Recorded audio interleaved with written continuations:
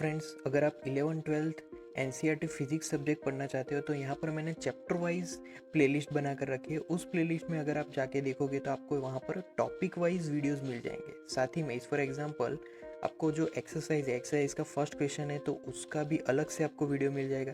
साथ ही में मैंने यहाँ पर जो 8 to 10 एनसीईआरटी में जो साइंस सब्जेक्ट है उसका जो फिजिक्स पोर्शन है वो भी आपको यहाँ पर प्लेलिस्ट में मिल जाएगा। चैप्टर वाइज यहाँ पर बना कर रखे हैं, राइट। चैप्टर वाइज में भी यहाँ पर टॉपिक वाइज आपको मिल जाएगा। साथ ही में 9-10 जो आईसीएसई है उसमें जो फिजिक्स सब्जेक्ट है उसके भी आपको चैप्टर वाइज प्लेलिस्ट के अंदर टॉपिक वाइज वीडियोस आपको मिल जाएंगे। Thank you.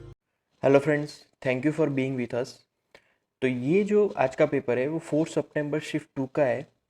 फर्स्ट क्वेश्चन है, a quantity x is given by I F V square upon WL4 in terms of moment of inertia I, force F, velocity V, work W and length L. The dimensional formula for x is same as that of. तो basically यहाँ पर एक equation दिया है और सब quantities दी है, उसके हिसाब से यहाँ पर हमें डायमेंशनल फार्मूला फाइंड करनी है x की। ओके, तो x को पहले सब्जेक्ट बना देते हैं। तो x इज इक्वल टू, तो फॉर्मूला हमारी जो बनेगी वो कुछ इस प्रकार बनेगी। x is equal to, formula is given I F V square, right, upon W L raise to 4, right. अब सबकी इंडिविजुअल डायमेंशनल फार्मूला अंदर रखें तो पहले मोमेंट ऑफ इनर्शिया की ml2, राइट, फिर फोर्स की m1 l1 t minus 2, right, फिर velocity L1 t minus 1, but यहाँ पर उसका भी स्क्वायर है तो उसका स्क्वायर करना पड़ेगा, अपॉन W इज वर्क, तो m1 l2 t minus 2, right.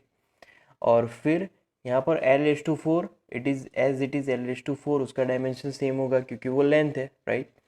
अब इसको अगर हम कैलकुलेट करें तो ऊपर m2 आएगा, नीचे m1, तो यहाँ पर सिर्फ m1 बचेगा। वैसे ही L-1 बचेगा और T-2 बचेगा, राइट। तो ये इक्वेशन रहेगी। अब एनर्जी डेंसिटी की अगर बात करें तो एनर्जी डेंसिटी की को मैं यहाँ पर रो सिंबल दूंगा, एनर्जी डेंसिटी रो ई, राइट।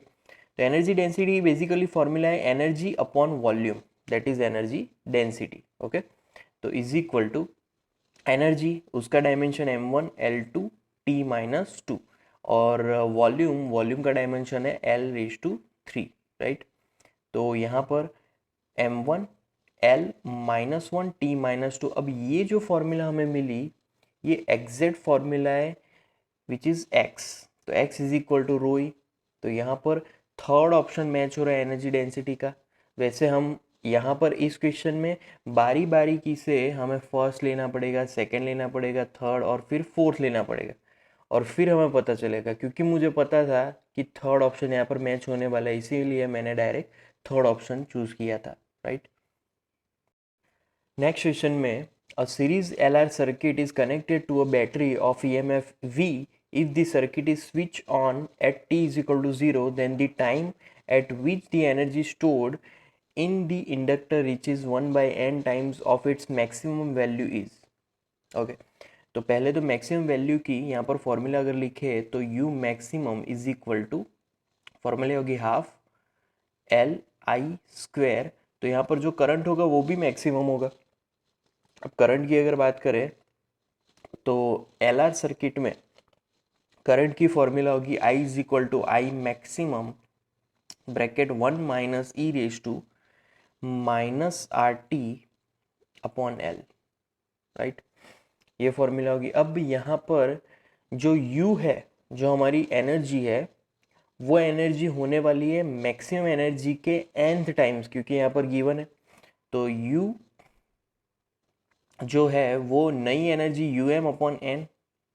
अभी un अपॉन एन होगी तो करंट में भी चेंजेस होंगे और वो हो जाएगा Im upon root N, right. क्योंकि यहाँ पर स्क्वायर वाला टर्म था, स्क्वायर वाला टर्म होगा तो नीचे रूट एन आ जाएगा, राइट। अब नया करंट उसकी मैं अगर फॉर्मूला लिखूं तो Im upon root N, right, is equal to I maximum bracket 1 minus E raise to minus क्या होगा R T upon L, right. ये फॉर्मूला बन जाएगी। अब इस फॉर्मूला में से अगर हम लोग e raise to minus R T upon L को सब्जेक्ट बनाए तो क्या मिलेगा, तो e raise to minus R T right upon L. अब यहाँ पर I M gets cancelled out, e raise to minus R T upon L. तो वो जो टर्म है उसको अगर हम लोग लेफ्ट हैंड साइड ले जाए और 1/√n को राइट हैंड साइड, तो यहाँ पर एक चीज़ बाकी रहेगी और वो होगी 1 माइनस 1/√n, राइट। ये फॉर्मूला होगी। अब यहाँ पर एलसीएम लेंगे तो √n माइनस 1/√n बचेगा, राइट।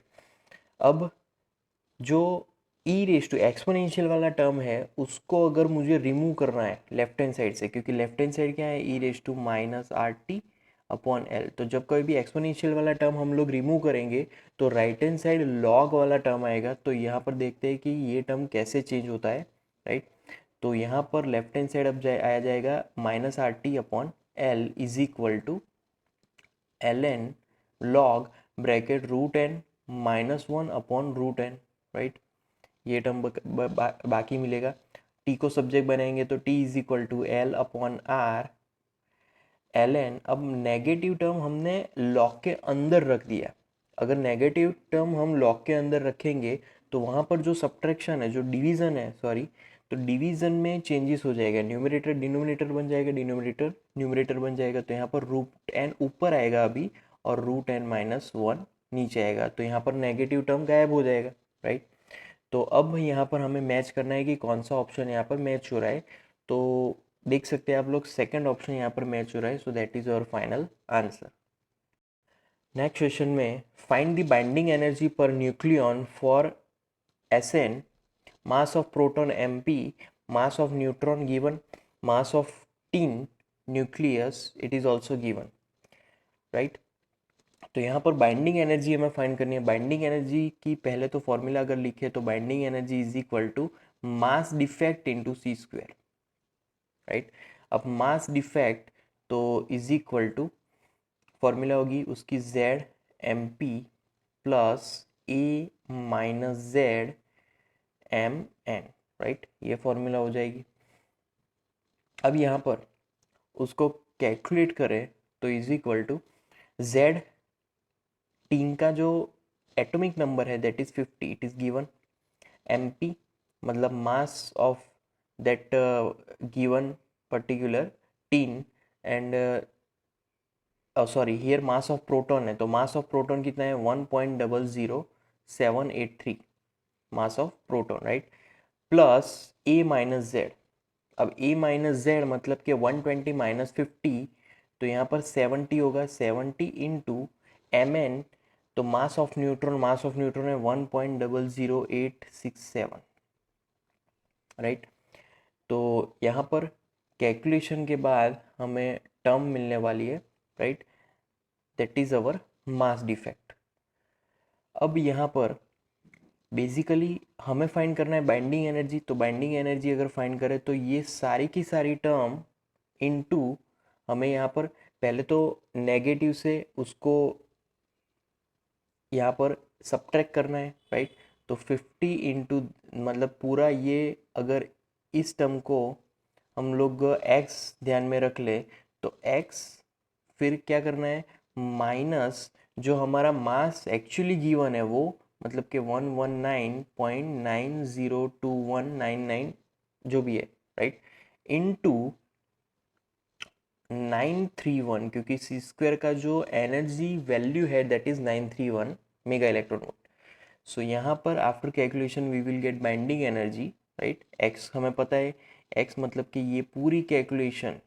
तो after binding energy full calculation we will get 1020.56, तो वो हमें मिलेगी बाइंडिंग एनर्जी। अब हमें यहाँ पर binding energy per nucleon find करना है।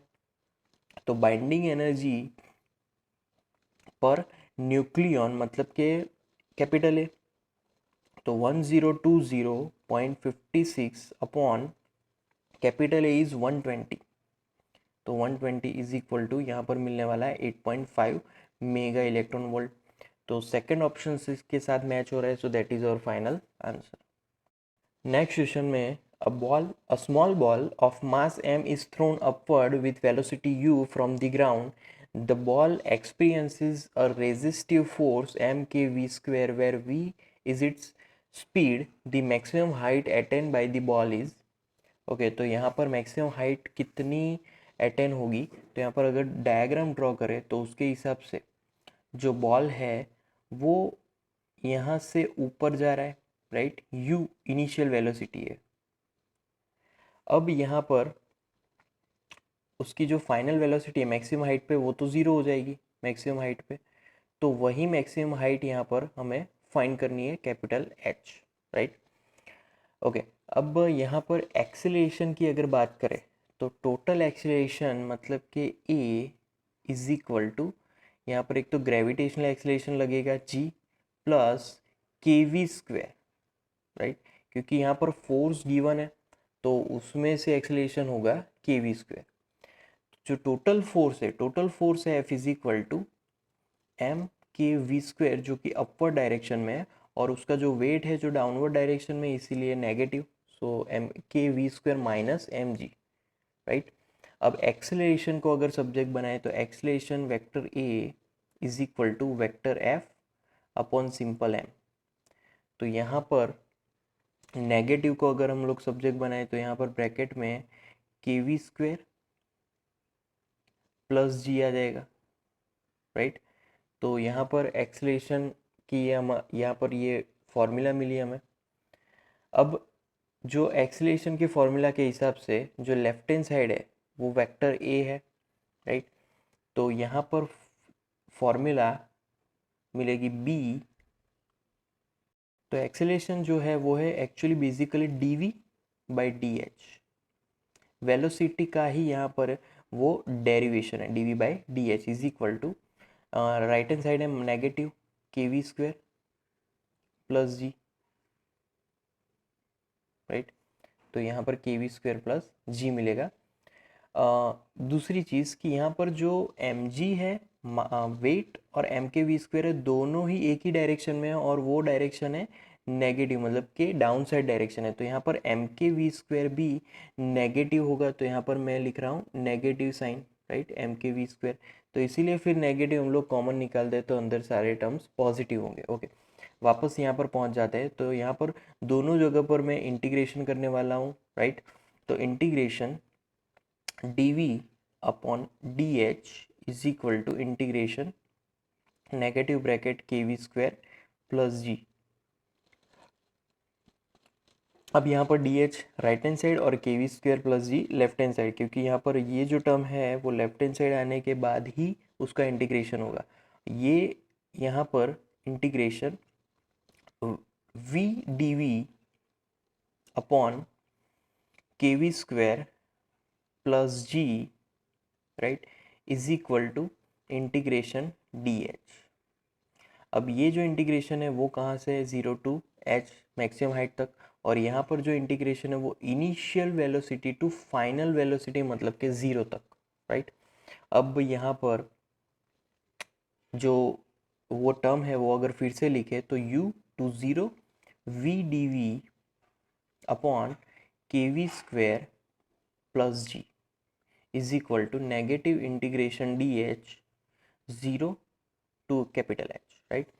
अब इसको हम लोग सिंप्लीफाई करें तो 1 upon 2k log bracket K we square plus G मिलेगा, क्योंकि यहाँ पर उसका इंटीग्रेशन हमें मिलेगा अपर लिमिट 0 और lower limit u is equal to यहाँ पर इंटीग्रेशन डी एच का इंटीग्रेशन होगा माइनस कैपिटल एच, राइट। अब उसको और सिंप्लीफाई करें तो 1 अपॉन 2k लॉग, अब यहाँ पर upper limit minus lower limit रखें तो upper limit minus lower limit के हिसाब से यहाँ पर फॉर्मूला होगी कि G upon K U square plus G, right, bracket complete is equal to minus H. अभी भी मैंने माइनस नहीं निकाला है, अगर मैं माइनस निकाल के लॉग के अंदर रखूँ तो यहाँ पर अब टर्म चेंज हो जाएगी, h is equal to 1/2k log, अब यहाँ पर जो डिवीज़न है वो चेंज हो जाएगा, मतलब कि ku² प्लस u पर और नीचे g आ जाएगा, राइट। तो ये हमारी हाइट की फॉर्मूला है। The small ball will attain this height, this maximum height, right. अब ये किसके साथ मैच हो रहा है ये हमें देखना है। तो ये फर्स्ट ऑप्शन के साथ मैच होने वाला है, क्योंकि अगर मैं g को दोनों ही न्यूमरेटर को दे दूंगा, राइट, जो कि अभी समेशन में है, तो ku²/g+1 मिलेगा। So first option is our final answer. Next question में, in a photoelectric effect experiment, the graph of stopping potential V versus reciprocal of wavelength obtained is shown in the figure as the intensity of incident radiation is increased, right। तो यहाँ पर basically ये जो question है वो photo electric effect के about है। अब फोटो इलेक्ट्रिक इफेक्ट की अगर फॉर्मूला लिखे स्टॉपिंग पोटेंशियल के हिसाब से, तो वो होगी E V is equal to hc/λ-5, right. v को अगर सब्जेक्ट बनाए तो v is equal to hc/e λ-5 मिलेगा। अब यहाँ पर इस फॉर्मूला को हम लोग y is equal to mx plus C के साथ अगर मैच करें, कंपेयर करें, तो slope of the line in above equation, मतलब कि ये जो इक्वेशन है उसमें जो स्लोप होगा वो इंटेंसिटी के टोटली इंडिपेंडेंट होगा, मतलब कि वो इंटेंसिटी पे डिपेंडेंट नहीं होने वाला। तो यहाँ पर जो ग्राफ है वो चेंज होने वाला नहीं है। तो यहाँ पर थर्ड ऑप्शन के साथ आंसर मैच हो रहा है, so that is our final answer. Next question में, a body is moving in a low circular orbit about a planet of mass m and radius r, the radius of the orbit can be taken to be r itself, then the ratio of the speed of this body in the orbit to the escape velocity from the planet is, okay। तो simple इसकी formula, ये एक gravitation के about question है, right. एक circular body है जो कि यहाँ पर मास m एंड रेडियस r, उसके जो सर्कुलर जो उसका मास और रेडियस यहाँ पर दिया गया है, राइट। अब यहाँ पर पहले तो उसकी वेलोसिटी, एस्केप वेलोसिटी की अगर बात करें तो पहले ऑर्बिटल वेलोसिटी फाइंड करेंगे। ऑर्बिटल वेलोसिटी उसकी फॉर्मूला होगी V orbit is equal to √gm/R, right. और वी एस्केप, अगर एस्केप वेलोसिटी की अगर बात करें तो इज इक्वल टू फॉर्मूला होगी 2gm/R, राइट। अब दोनों का रेशियो, तो V orbit upon V escape, दोनों का रेशियो होगा यहाँ पर 1/√2, सिंपल। तो यहाँ पर सेकंड ऑप्शन मैच हो रहा है, so that is our final answer. Next question में, paramagnetic sample shows a net magnetization of 6 ampere per meter when it is placed in an external magnetic field of 0.4 Tesla at temperature of 4 Kelvin. When the sample is placed in an external magnetic field of 0.3 Tesla at a temperature of 24 Kelvin, then the magnetization will be, okay। तो यहाँ पर paramagnetic material के लिए curies law apply करेंगे, क्योंकि यहाँ पर temperature और जो मैग्नेटिक फील्ड है उसका कॉम्बिनेशन हमें चाहिए, राइट। तो क्यूरी लॉ के हिसाब से काई is proportional to 1/T, right. अगर ये उस इक्वेशन के हिसाब से हम लोग लिख सकते काई1 T1 इज इक्वल टू काई2 T2, राइट। अब अंदर अगर हम लोग वैल्यूज़ रखें, राइट, तो वैल्यूज़ के हिसाब से यहाँ पर काई1 T1, राइट, तो काई1 क्या है 6/0.4, क्योंकि 6 is given, right, into T1 तो first temperature 4 kelvin is equal to काई2 दैट वी डोंट नो। तो यहाँ पर मैं कैपिटल यहाँ पर आई लिख लूँगा, राइट। तो I upon 0.3 into 24 that is our temperature. अब आई को सब्जेक्ट बनाना है तो आई इज इक्वल टू 0.3/0.4, क्योंकि 6 4 24 कैंसिल हो गया। तो अभी यहाँ पर आंसर मिलेगा 0.75 एम्पियर अपॉन मीटर। तो यहाँ पर थर्ड ऑप्शन के साथ मैच हो रहा है, so that is your final answer.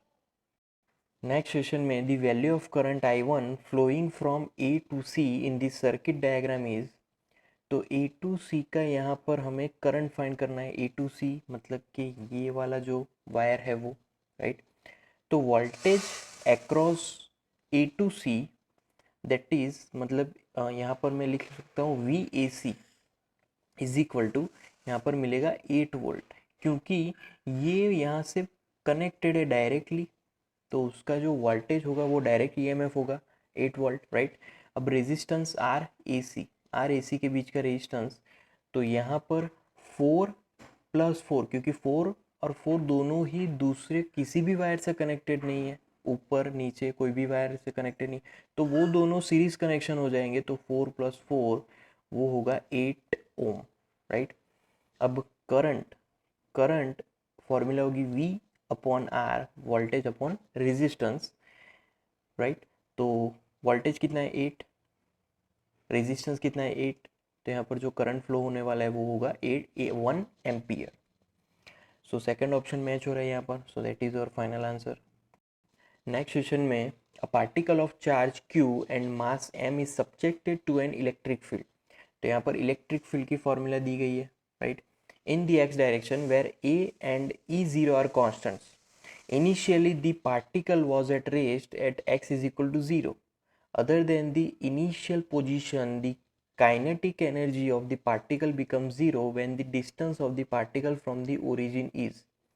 तो बेसिकली यहाँ पर पहले तो चार्ज दिया गया है Q, उसका मास है M, इलेक्ट्रिक फील्ड उसकी फॉर्मूला यहाँ पर दिया है, वो x डायरेक्शन में है, E0 कांस्टेंट है। अब जो इनिशियली है जो पार्टिकल है वो रेस्ट पे था, अब दूसरी कोई इनिशियल पोजीशन जिस पे काइनेटिक एनर्जी जो ज़ीरो होगी, तो उसका डिस्टेंस यहाँ पर फाइंड करना है ओरिजिन से, राइट। तो पहले तो मैं स्टार्ट करूँगा वर्क की फॉर्मूला से, W is equal to integration F into D X, force into displacement, right.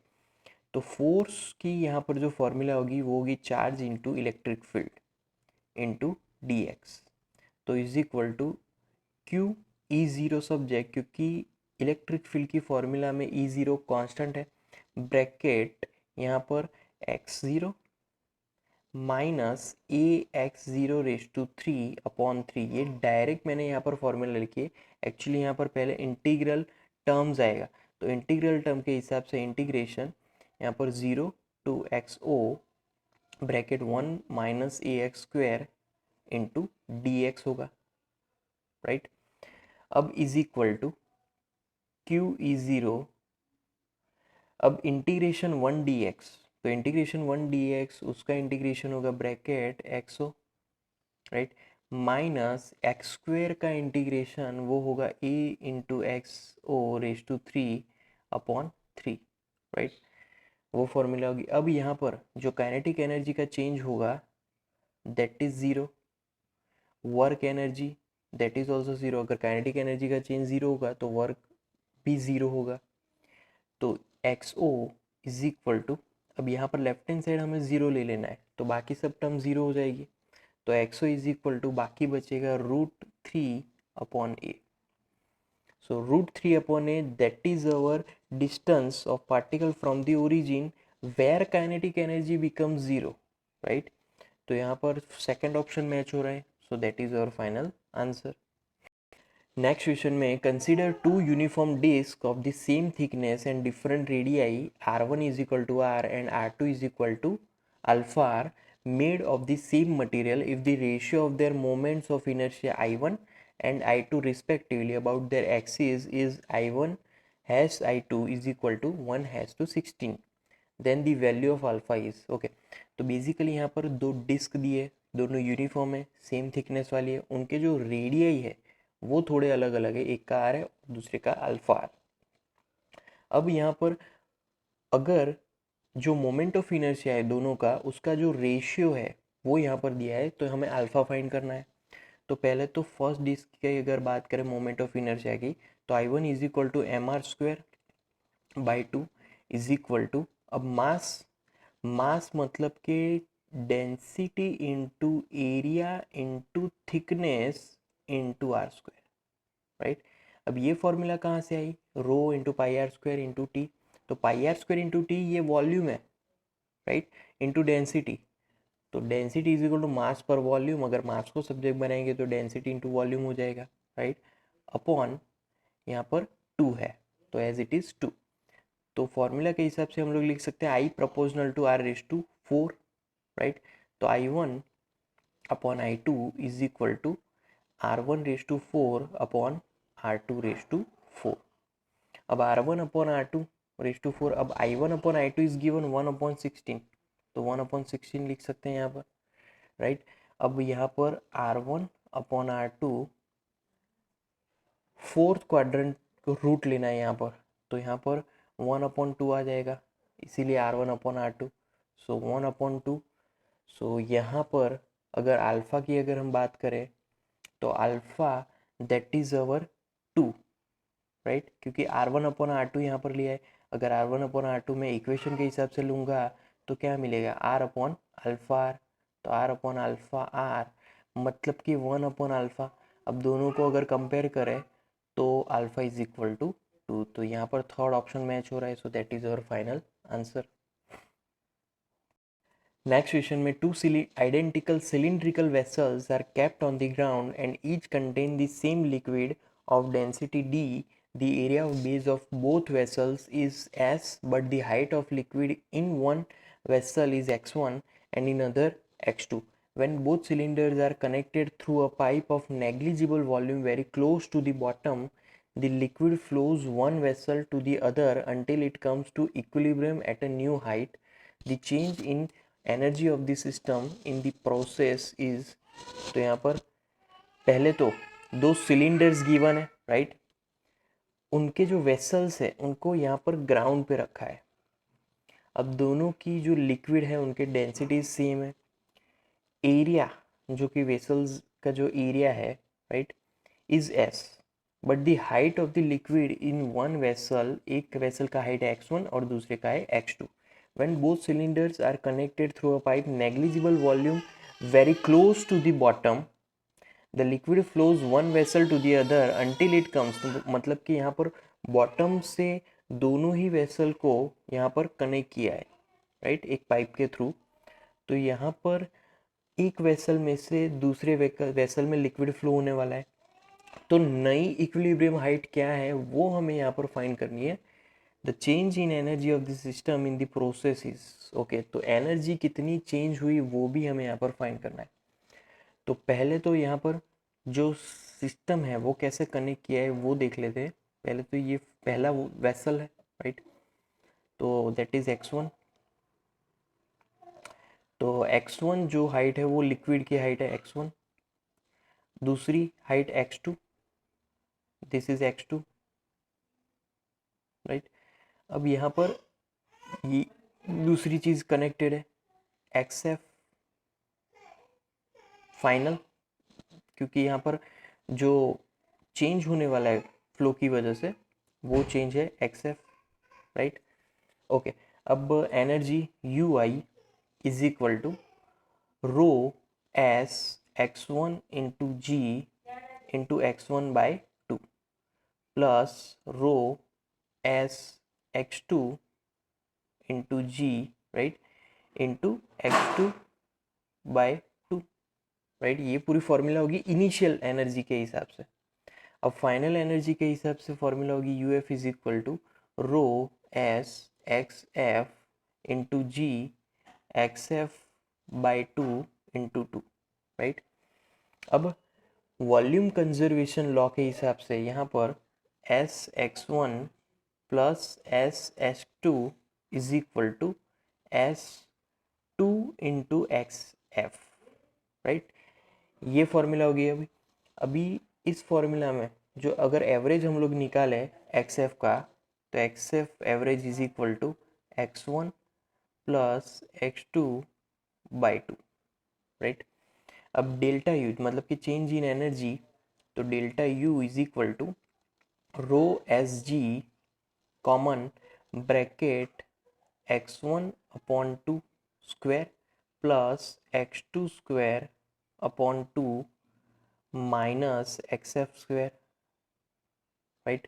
तो is equal to rho S G bracket x1 square by 2 plus x2 square by 2 minus bracket x1 plus x2 by 2 whole square bracket complete, right.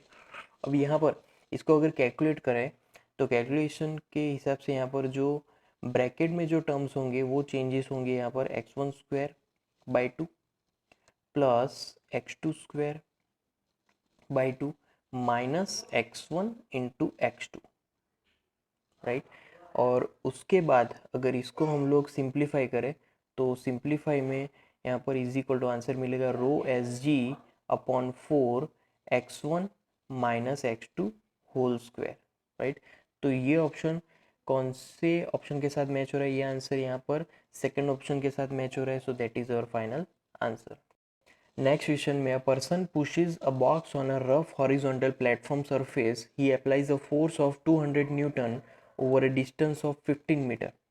Thereafter, he gets progressively tired and his applied force reduces linearly with distance to 100 Newton. The total distance through which the box has been moved is 30 meter.